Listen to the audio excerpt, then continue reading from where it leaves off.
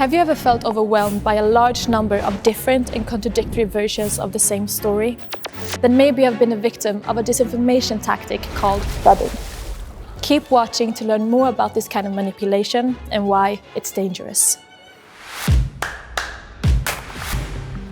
The goal of disinformation is not always to convince us of a manipulated or false version of a story.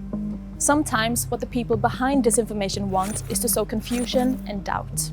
This behavior is often seen during crisis situations and disasters, but also during elections. Those trying to deceive us flood social media with different explanations and accusations.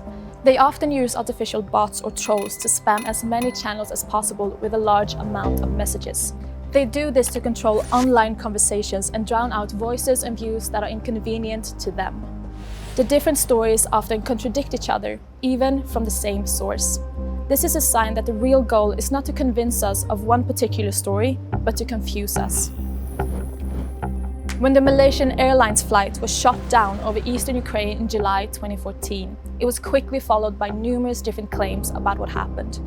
Experts have counted almost 300 cases of disinformation about the disaster. It was blamed on different countries and organizations, and various theories about what happened were shared widely. The goal seemed to be to spread confusion and prevent people from searching from the facts. What's the danger? With so many different explanations, we may find it easier to tune out and do nothing.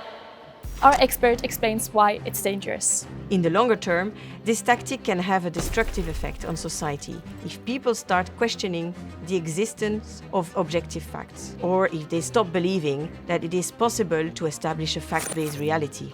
If everything is perceived as an equally valid version of reality, trust in media and in democratic institutions may suffer. It's of course important and healthy to see things from different perspectives and have a dose of critical skepticism.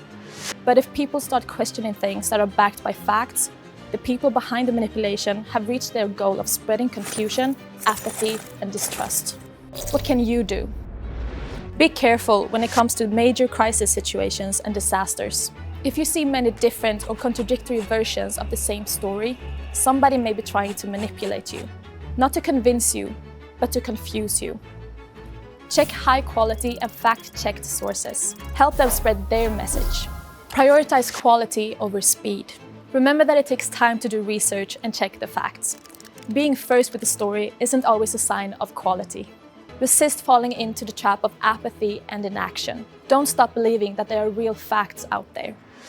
To recap, watch out when you come across contradictory versions of the same story. Look for reliable and fact-checked sources. Prefer quality over speed.